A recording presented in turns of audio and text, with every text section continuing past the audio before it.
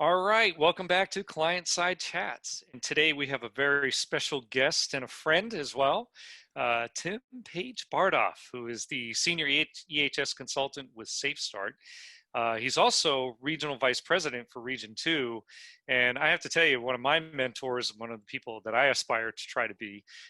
So Tim, there you go. I'm kind of giving you a little bit of heads up here, but but everybody don't forget to follow us on Facebook, LinkedIn, our video channels on Vimeo and YouTube as well. So Tim, welcome into the Client Side Chats. Great to have you here. Well, James, thanks for having me. This is a great honor. I appreciate you talking to me and I appreciate having me on your chat. I really do. I've been looking at these and that's a great platform to get people involved. So I really appreciate what you're doing.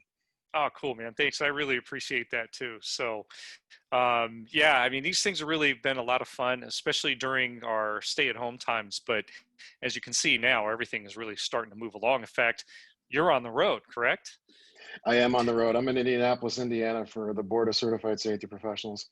Oh, man, that sounds like fun too. And I know you're doing some recordings for them. I know it'll be really good. But hey, what I kind of want to do is maybe chat with you briefly, or maybe we could have a little bit of a discussion about, we've come through this time, which has kind of been unprecedented. I don't think we're quite returning back to what we might call normal, if I might do the quotes in the air here. So kind of what do you see as next? Where do you think we're going with EHS? Any thoughts that you've had about this? Well, I got to tell you, I think a lot of our safety circle friends have been extremely busy. A lot of them have actually been helping their organization with COVID-19 response and using some kind of framework to get their workers back to work. So from a future perspective, I don't like using the term new normal, or actually I hear unprecedented so many times. It's like, do I even want to hear that word again? But actually, it's moving away from new normal to what is going to be our future looking like. And if that's a new normal, then that's fine. If you want to redefine it, then that's fine. I got interviewed for the Safety and Health magazine for the National Safety Council, and they talked about what the new future would look like. So instead of saying the new normal, you would actually say the new future. And I gave him some pointers of what I thought the new future would be like. And to be honest, I really think that, or actually I would like to use the word frank, to be frank. Mm-hmm. I think where we're going is that it's okay to be more hygienic. We should have been doing this a long time ago. It's okay to have discussions about things that you're uncomfortable with.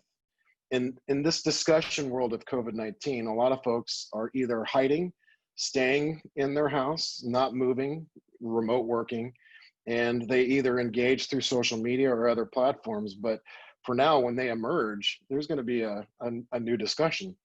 And when they return to work, the future for me, it really looks like, do I want to continue the hygiene practices that I started back in March 11th or Mm-hmm. whatever date it was for most people? And I remember the last person's hand I shook was March 11th. So I was thinking that's going to be something that's the new future. Maybe we won't shake hands anymore. Maybe what we will end up doing is, I've been doing a lot of elbow tapping. And I'm okay with the Howie Mandel fist bump. I mean, 20 years ago, he was scared to touch people's hands. And Mm-hmm. maybe this is the reason why. So what's the new future look like? I'm hoping that we actually go to better hygienic practices. I'm hoping that we have more frank conversations about what people should be doing, more specifically in the world of safety. I think that's a big deal. But I also believe that what we found is that people got safer at home.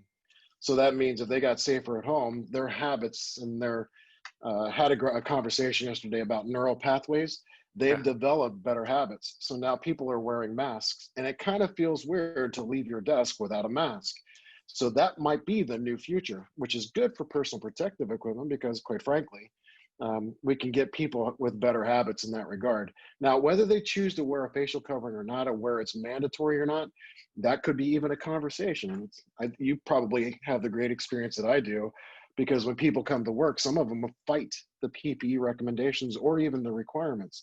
So that's even a better conversation to have. And I believe that conflict is good as long as you're not pressing what you feel like your opinion is, and that your opinion can be collaboratively brought together.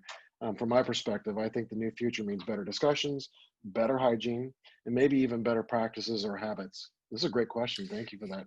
Oh yeah, and I would say I was going to tag into this with regard to it. Do you see people being more accepting of safety and the value that it brings as a result of having to be faced with the opportunities or the challenges that we have been seeking or having, I should say, not necessarily seeking, with the COVID-19 situation? Where it is kind of a challenge. Do we want to wear these things? Should we wear these things? Do we know what's really right for us? Those kind of things. And I appreciate you bringing up that issue about conflict. Healthy conflict is always a good thing, provided you end up to a good resolution. Those kinds of things are really good. But do you see this being more accepted? I actually do. I have, I don't want to get too philosophical, but I believe that there's a greater hope for the human race. And that means collaboratively coming together and having discussions. I've been in discussions where it's been, well, what I felt like, it's been like their opinion was being forced and pressured, and there was no interactive conversation. Even though the conflict was there, I think the way to emerge from that kind of conflict is to maybe listen to the first person's voice, and then the second person can explain what they heard. So yeah, I think that it's important to note that if we're going to emerge from this, the conflict is good, but as long as it comes or goes towards the greater good, meaning everybody comes together for one collaborative decision as opposed to that one forced opinion. So Yeah, that, that's another great question. oh, good deal. Well, that's that's I got to tell you, collaborative. I think is really a good, important word, and it really does bring out a lot of understanding of what is meant by agreeing, or necessarily not agreeing to disagree, but saying, okay, this we can live with, this we can move forward, and it is for the better Yeah. good. But I think agreeing to but disagree, I think that statement right there is actually the person giving up. Or they just don't want to interesting. talk about it anymore. They're just tired of the discussion. So it's either giving up or tired of the discussion. They still have their beliefs, their opinions, but Hmm. moving forward to the next phase of a discussion, you can't move past conflict. I'm afraid that people are just getting tired of it. Yeah, And so what they yeah, do is like I said earlier, they shut the door, they go back into their house and they close the door, and they don't want to have any part of it anymore, which is, I don't think, healthy. yeah. So Yeah. inviting more people into that discussion is extremely important. Yeah, definitely, definitely. Okay, Tim, that's all the time we have for today. Hopefully you'll allow us to check in with you in the future and see how this all worked out. I will tell you this, that article that you were talking about, that is out. I received that yesterday in the mail, so I look forward to it. So Okay, cool. cool. All All right. right. Thanks, James, for having me. I appreciate it. This is Thank great. you too, Tim. All right, take Okay, care. James.